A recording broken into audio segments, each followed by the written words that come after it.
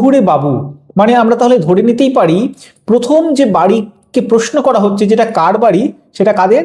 শহুরে বাবুদের। কবি নিজেই কিন্তু উত্তর দিয়ে দিচ্ছেন যে সেই বাড়িটা হচ্ছে শহুরে বাবুদের বাড়ি। এবং সেই বাড়িটা কিরকম? সেই বাড়িটা আজকে হচ্ছে পরিত্যক্ত। কি করে বুঝলাম পরিত্যক্ত?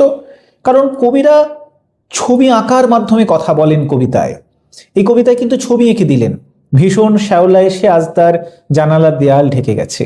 কি চমৎকার একটা ছবি! এবং এই ছবির মধ্য দিয়ে আমরা আসলে বুঝে গেলাম যে বাড়িটা পরিত্যক্ত। কারণ তোমরা দেখবে যে একটা বাড়ি যখন পরিত্যক্ত হয়ে যায়, সেই বাড়িতে চারিদিকে জানালার দেয়ালে শ্যাওলা এসে জমে, গাছগাছালি জন্মে যায়, এবং সেই বাড়িটা যদি মানুষ না থাকে, দীর্ঘদিন মানুষ না থাকে, তাহলে সেই বাড়ির আকার এরকম হয়ে যায়, একটা ভয়ঙ্কর চেহারা হয়ে যায়, যেন ওর ভয়ানক বেড়ে গেছে দেনা, যেন এক ঋণগ্রস্ত মানুষ।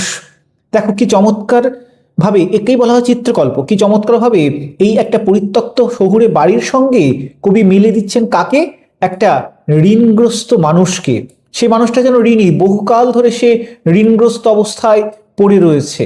ঋণগ্রস্ত এক মানুষ, তার সঙ্গে শহুরে বাড়ির তুলনা করা হলো কবিতার। এই ছোট ছোট জায়গাগুলো তোমরা যদি মার্ক করতে পারো এবং মাথায় রাখতে পারো, তাহলে তোমরা দেখবে পরীক্ষায় আরো ভালো প্রশ্নের উত্তর করতে পারবে, ব্যাখ্যা করতে পারবে।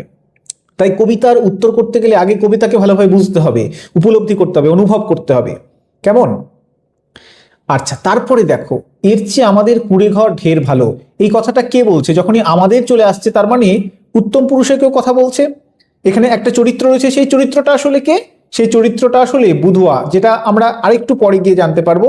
এই যে বুধুয়া অবাক হয়ে ভাবে, বুধুয়ার চরিত্রটা একটু পরে আসছে। কেমন?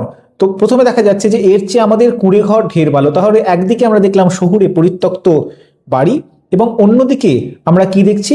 একটা কুঁড়ে ঘর, একটা কুঁড়ে ঘর। ঠিক আছে? বুধবার মনে হচ্ছে যে ওই শহুরে বাড়ির থেকে আমাদের কুঁড়ে ঘর ঢের ভালো। কেন ঢের ভালো? কারণ দলে দলে নীল পাখি নিকোনো নরম উঠোনের ধান খায়, ধান খেয়ে যাবে। ওই পরিত্যক্ত শহুরে পরিত্যক্ত বাড়িতে কোনো পাখি এসে বসে না, সেখানে নরম রোদ এসে পড়ে না, সেখানে দলে দলে নীল পাখিরা নরম উঠোনের ধান খায় না।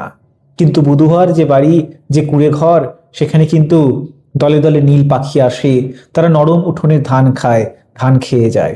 তাহলে প্রথম যে অংশ কবিতার, সেখানে আমরা দেখলাম যে দুটো জীবনকে কিন্তু তুলে ধরা হলো দুটো বাড়ির প্রতীকের মাধ্যমে। একটা হচ্ছে শহুরে পরিত্যক্ত বাড়ি, যেটা আসলে নগর জীবন যে বিষণ্ণতা। দেখবে শহুরে মানুষ না অনেক বিষণ্ণ, অনেক ক্লান্ত। শহুরে মানুষদের মধ্যে যোগাযোগ খুব কম,